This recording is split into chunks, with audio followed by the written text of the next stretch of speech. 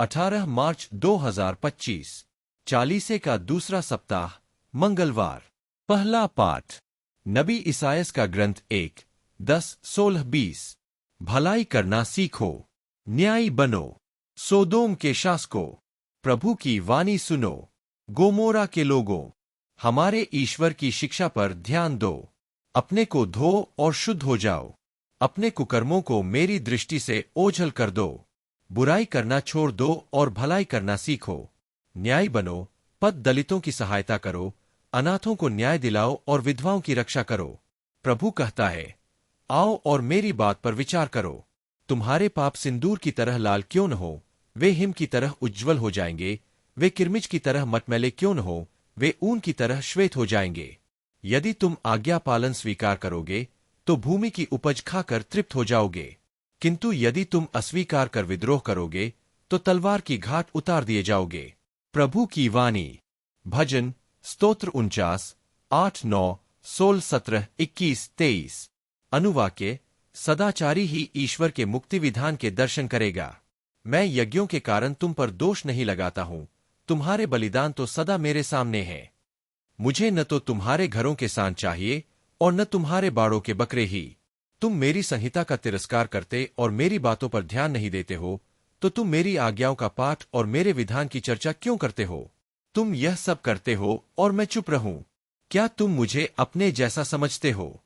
जो धन्यवाद का बलिदान चढ़ाता है वही मेरा आदर करता है।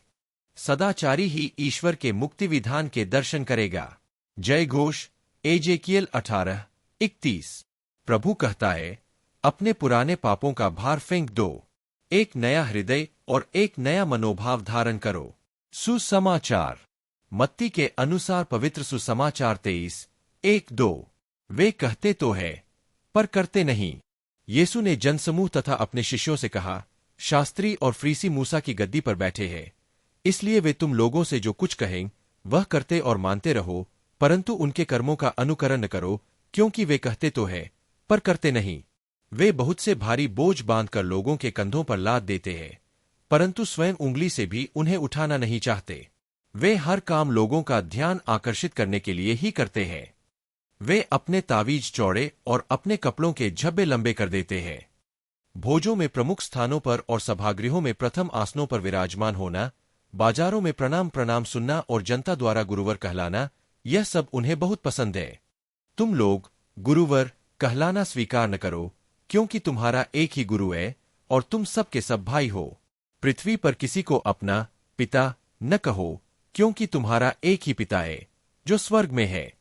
आचार्य भी कहलाना स्वीकार न करो, क्योंकि तुम्हारा एक ही आचार्य है, अर्थात मसीह।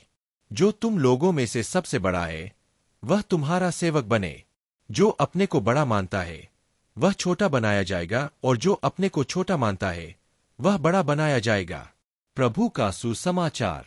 मनन चिंतन। यह पाठ एक गहन आध्यात्मिक संदेश देता है जो आत्मशुद्धि, ईश्वर के प्रति समर्पण और न्यायपूर्ण जीवन जीने पर जोर देता है। इससे कुछ महत्वपूर्ण बिंदु उभरते हैं। आत्मशुद्धि और पश्चाताप। पापों के पश्चाताप और आत्मा की शुद्धि से मनुष्य एक नया आरंभ कर सकता है। यह पाठ यह दिखाता है कि ईश्वर दयालु है और सच्चे हृदय से पश्चाताप करने वालों को क्षमा प्रदान करते हैं। भलाई और न्याय। यह पाठ सिखाता है कि केवल पाप से दूर रहना ही पर्याप्त नहीं है, बल्कि भलाई और न्याय के रास्ते पर चलना भी उतना ही आवश्यक है। अनाथों, विधवाओं और पददलितों की सहायता करना सच्चा धार्मिक आचरण है। आज्ञाकारिता और विद्रोह। यह पाठ यह भी दर्शाता है कि आज्ञाकारिता और ईश्वर के मार्गदर्शन को स्वीकार करने से जीवन में शांति और समृद्धि आती है, जबकि विद्रोह और अधर्म विनाश की ओर ले जाते हैं। यह संदेश प्रेरित करता है कि हम अपने जीवन में बुराई को त्याग कर भलाई और सेवा का मार्ग अपनाएं। यह आपको किस तरह से प्रेरित करता है? विचार करें। सुसमाचार का ये अंश यीशु मसीह की शिक्षा से लिया गया है, जो विनम्रता, सच्चाई और सेवा का संदेश देता है। इस पाठ से कुछ प्रमुख बातें उभर कर आती है।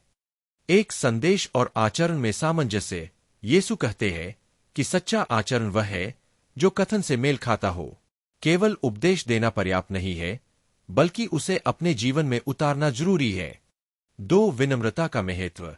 जो लोग अपने आप को बड़ा मानते हैं उन्हें विनम्रता अपनानी चाहिए। यीशु यह सिखाते हैं कि सच्चा महान व्यक्ति वही है जो दूसरों की सेवा करता है। 3 सादगी और निस्वार्थता, बाहरी प्रदर्शन और नाम के पीछे भागने से अधिक आंतरिक शुद्धता और ईमानदारी अधिक महत्वपूर्ण है। 4 समानता की भावना, यीशु सभी को भाई बहन मानते हैं और कहते हैं कि केवल ईश्वर ही हमारे सच्चे पिता और गुरु है। यह पाठ आपके जीवन में क्या प्रेरणा देता है? कमेंट में बताएं। ईश्वर आपके जीवन में आशीष देते हैं जब आप उनके वचनों को ग्रहण करते हैं। बाइबल को गहराई से सुनने के लिए हमारे चैनल ट्रू गॉस्पेल को लाइक, शेयर और सब्सक्राइब करें।